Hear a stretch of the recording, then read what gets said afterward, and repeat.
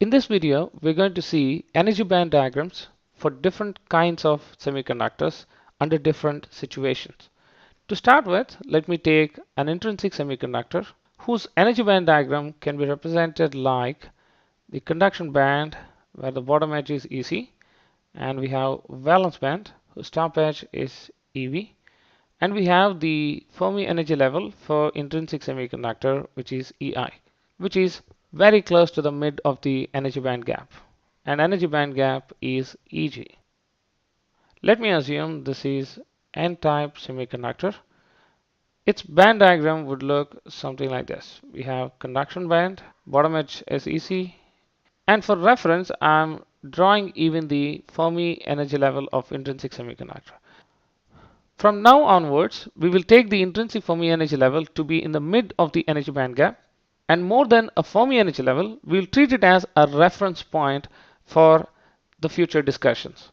And now, for N-type semiconductor, the Fermi energy level would be closer to EC compared to EV, so that the distance between the EC to EF is smaller compared to the distance between EF to EV, which indicates that the electron concentration in this semiconductor is far greater than the hole concentration because the distance between EC to EF is less.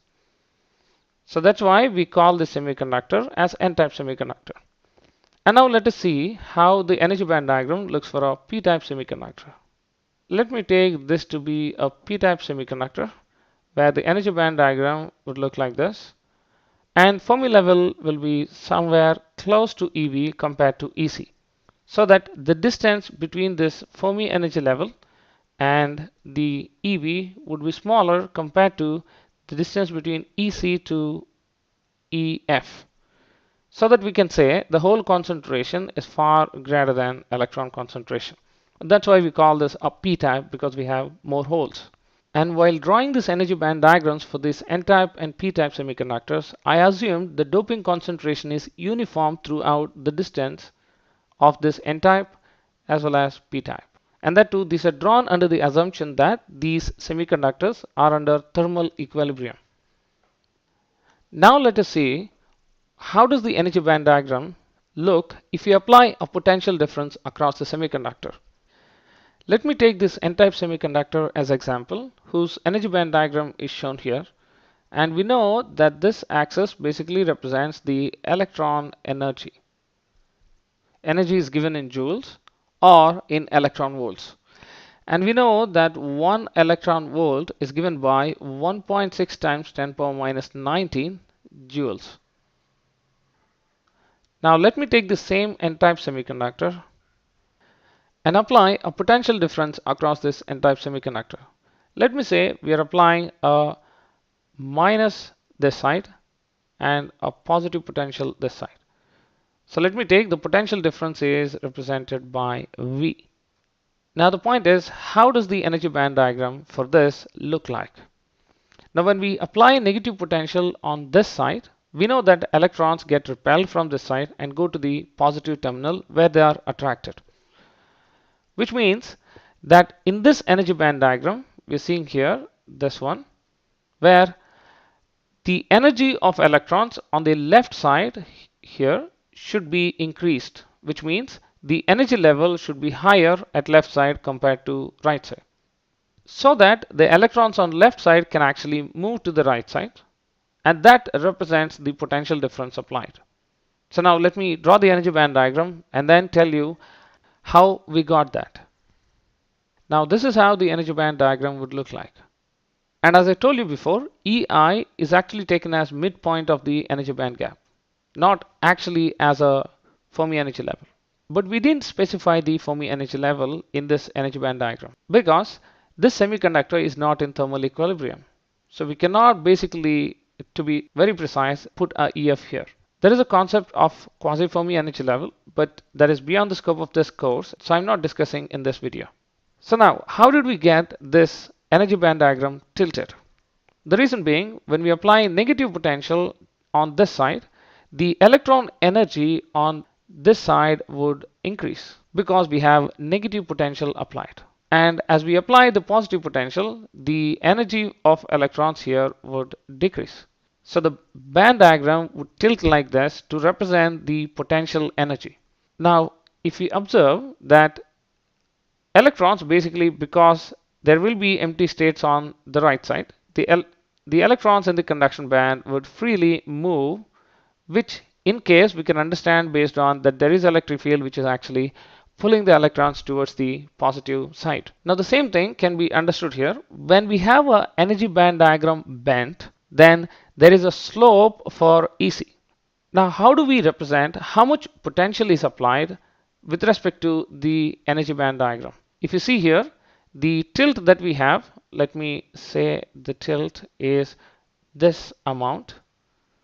And if you see, even EI is tilted that much, and EC and EV and all, because all of them are basically parallel lines. So this tilt should be equal to Q times V, because this is measured in electron volts. So that's why this should be equal to Q times V, because V is the potential that we applied across the semiconductor. Now, the electric field inside the semiconductor is basically represented by minus of gradient of potential in the semiconductor.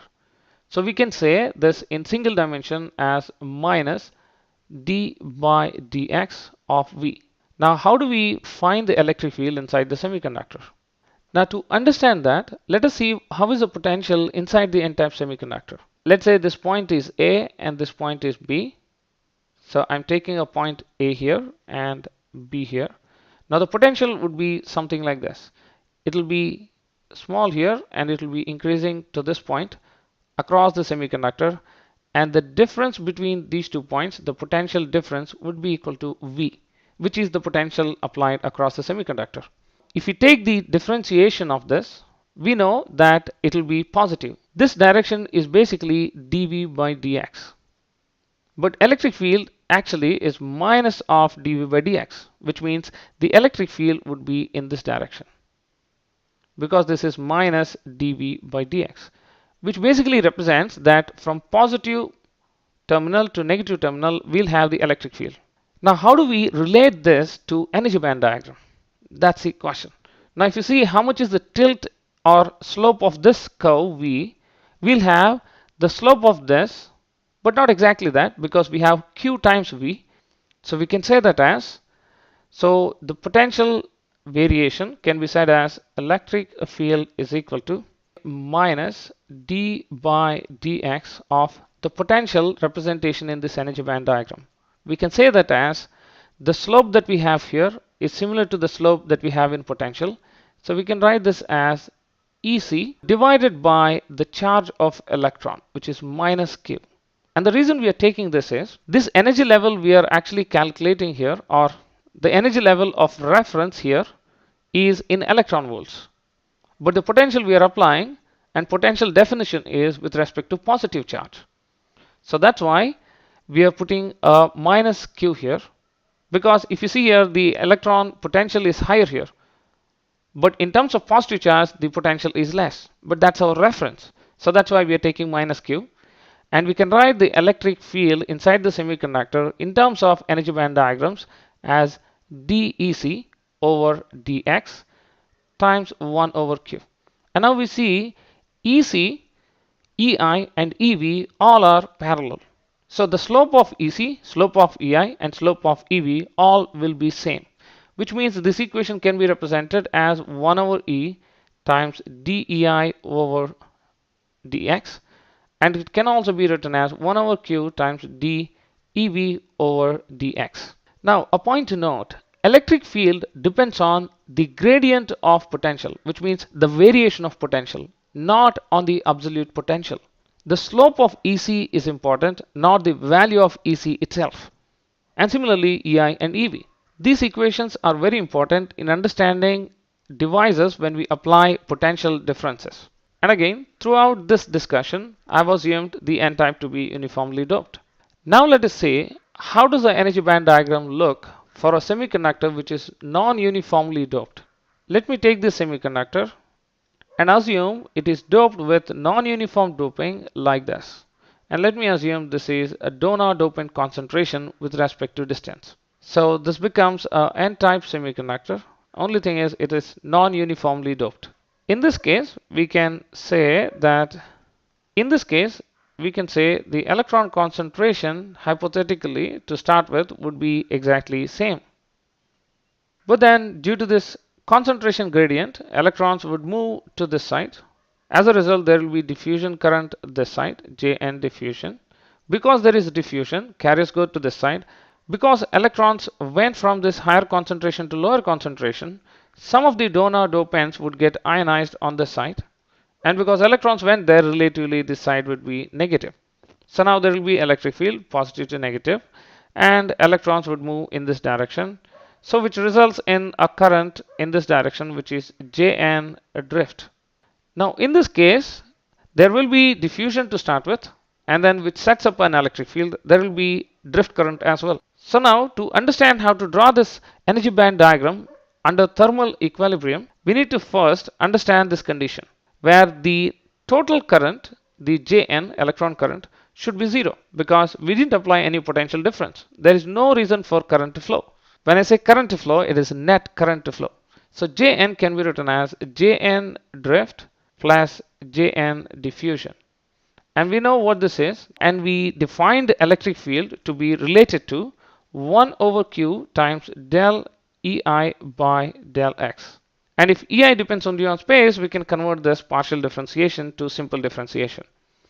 Now we know dN by dx can be written as we know, n is Ni times e power EF minus EI over kT. We can write del n by del x as n times del EF over del x minus del EI over del x times 1 over kT. So that if we substitute back into this equation, we'll get Jn is equal to. Then we can see that based on Einstein relationship, that dN is equal to kT over q times mu n. Based on this, we can write this quantity as simply mu n. So now once we substitute mu in here, this equation looks exactly same with this one. So I'm cancelling those two. Now Jn is equal to q dn over kt times n times del EF over del x. Now we said as we didn't apply potential difference, this should be 0. And we know q is a constant which is not 0, and kt is also constant which is not 0, and dn is again another constant, and n is also concentration of electrons which we know is not 0. And it can be 0 only if del EF by del x is 0. Which means we can conclude that if a semiconductor is in equilibrium state, when there is no external excitation applied, then the condition that we need to have is del EF over del x should be equal to 0. Which means we can say that Fermi energy level should be not changing with respect to space. We have got two important points based on our discussion, that the electric field inside the semiconductor is actually given by 1 over q times del EI over del x. And we know we can substitute EI with EC or EV, it doesn't make a difference because the electric field depends on the variation of the energy level with respect to x, not with the absolute value of it. So this is one important point. In a given energy band diagram, we know EI, EC, EV are parallel lines. If they are varying with respect to distance, then we would have electric field inside the semiconductor. This is a very important point. If you're given an energy band diagram and asked if that semiconductor is in equilibrium or not, we need to first test if the dEF over dx is 0 or not.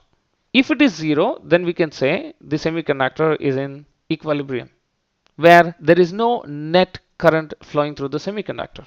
This is another important point. Now let me take an example of energy band diagram like this, and you can guess what could be the answer. Let's say this is EF and this is EI. And what I want to find is Is this semiconductor having any internal electric field? So let's use the first one. We can say dEI by dx is 0, which means the electric field inside the semiconductor is 0. So we can say electric field is 0. And now, is this semiconductor in equilibrium or not? Now, dEF by dx is 0 in this case because EF is not changing with respect to x, which means we can say this semiconductor is in equilibrium. Let me take just another example where let's say the energy band diagram is like this. So now with respect to x, EF is basically constant, which means dEF by dx is 0, which means this semiconductor is actually in equilibrium. But now EC, EI, and EV are changing with respect to x, which means dEI by dx is not equal to 0, which means there is internal electric field present in the semiconductor.